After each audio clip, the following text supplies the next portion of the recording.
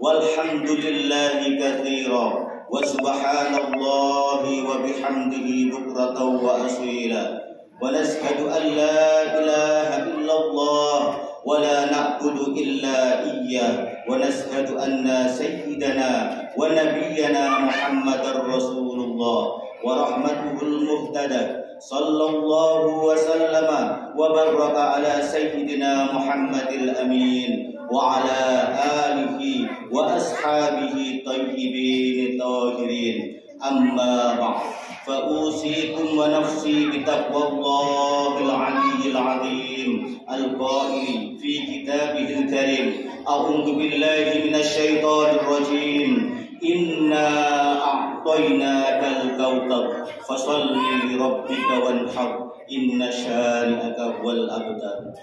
Ma'asyiral muslimin, jamaah salat Idul Adha rahimakumullah. Mengawali khutbah Id pada pagi hari yang penuh keberkahan ini, saya berwasiat kepada kita semua, terutama kepada diri saya pribadi, untuk senantiasa berusaha meningkatkan keimanan dan ketakwaan kita kepada Allah Subhanahu wa Ta'ala.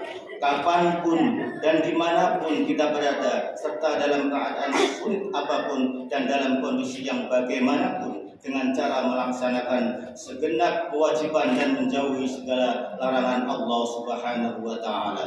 Allahu Akbar, Allahu Akbar, Allahu Akbar, walillahil hamd.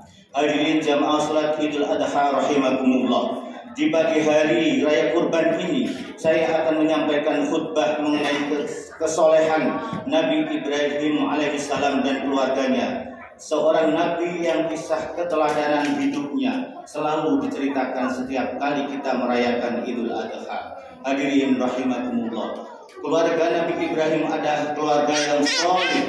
Sang ayah yaitu Ibrahim serta istri dan kedua putranya semuanya adalah hamba-hamba yang soleh. Soleh artinya memenuhi hak Allah dan hak sesama hamba. Kesolehan tidak akan dicapai kecuali dengan ilmu dan amal. Tanpa ilmu, seseorang tidak akan mampu beramal dengan benar sesuai dengan syariat Islam. Dan ilmu yang tak diamalkan tidak akan mendekatkan diri kepada Allah dan tidak akan mengantarkan seseorang menjadi pribadi yang soleh. Ada banyak sekali sisi kesolehan keluarga Nabi Ibrahim alaihissalam yang dapat kita teladani. Di antaranya adalah hal-hal sebagai berikut. Yang pertama, Nabi Ibrahim sangat kuat memegang teguh akidah dan syariat. Allah Subhanahu wa Ta'ala berfirman, A'udzu billahi minasyaitonir rajim.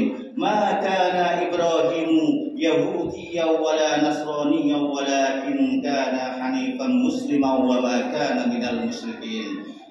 Artinya, Ibrahim bukan seorang Yahudi dan bukan seorang Nasrani, melainkan dia adalah seorang yang memegang teguh Islam.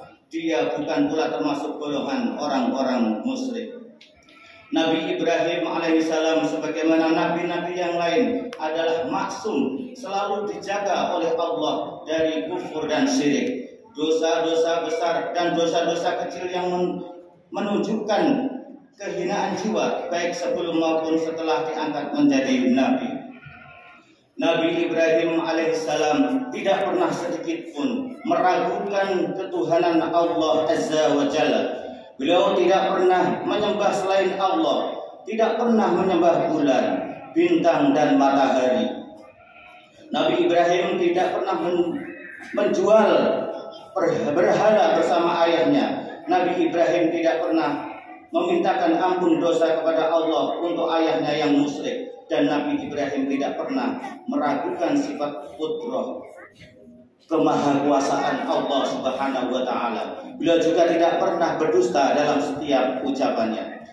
Yang kedua, berdakwah dengan penuh hikmah. Hal itu tercermin tatkala Nabi Ibrahim alaihissalam mengajak ayahnya untuk masuk ke dalam agama Islam sebagaimana diceritakan dalam Quran surat Al-An'am ayat 41 sampai 44. Nabi Ibrahim alaihissalam dengan menjaga adab seorang anak kepada orang tuanya, menjelaskan dengan santun kepada ayahnya yang menyembah berhala bahwa berhala tidaklah dapat mendengar doa penyembahnya dan tidak dapat melihat penyembahnya yang demikian itu, bagaimana mungkin ia dapat memberi manfaat kepada penyembahnya, memberi rezeki kepadanya atau golongannya, menolongnya?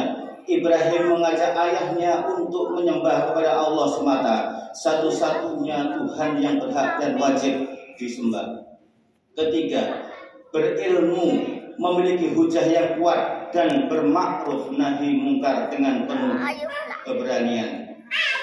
Nabi Ibrahim telah diberi hujah yang kuat oleh Allah Ta'ala sehingga selalu dapat membantah berbagai dalil yang dilontarkan oleh kaumnya atau musuh-musuh Islam ketika berdebat. Allah Ta'ala berfirman, "Wa tilka hujjatuna atainaha Ibrahim ala qaumih." Itulah hujah yang kami anugerahkan kepada Ibrahim untuk menghadapi kaumnya. Yang keempat, dalam berjuang menegakkan agama Allah, tidak ada yang perlu ditakuti dan dikhawatirkan. Rezeki telah diatur, ajal sudah termaktub. Berjuang menegakkan agama Allah tidak akan mengurangi rezeki dan tidak akan mempercepat ajal. Hal itu dibuktikan ketika Raja Namrud hendak melemparkannya ke dalam api yang berkobar-kobar. Nabi Ibrahim tidak gentar sedikit pun. Ia yakin sepenuhnya hati bahwa Allah akan menolong hambanya yang memperjuangkan agamanya. Yang kelima, tawakal. Tawakal dengan sepenuh hati kepada Allah tanpa meninggalkan ikhtiar. Hal itu tercermin pada peristiwa di mana Nabi Ibrahim meninggalkan Hajar dan Ismail yang masih bayi di Mekah yang tandus dan tiada sumber air. Karena takwa dan tawakal yang tertanam kuat di hati Nabi Ibrahim dan Hajar, akhirnya Nabi Ibrahim meninggalkan keduanya karena menjalankan perintah Allah, dan Hajar rela ditinggalkan di tempat itu. Yang keenam, bersegera menjalankan perintah Allah, seberat dan sebesar apapun resikonya. Setelah penantian yang begitu panjang, akhirnya Allah mengaruniakan kepada Nabi Ibrahim seorang putra yang kemudian diberi nama Ismail. Putra yang sangat dicintainya itu setelah tumbuh besar menjadi seorang remaja, Nabi Ibrahim diperintahkan Allah untuk menyembelihnya. Dengan ketundukan yang total kepada Allah, Nabi Ibrahim segera menjalankan perintah itu tanpa ada keraguan sedikit pun. Sang putra juga menyambut perintah itu dengan kepasrahan yang total tanpa ada protes sepatah kata pun. Masya Allah, sebuah potret keluarga soleh yang lebih mengutamakan perintah Allah dibandingkan dengan apapun selainnya.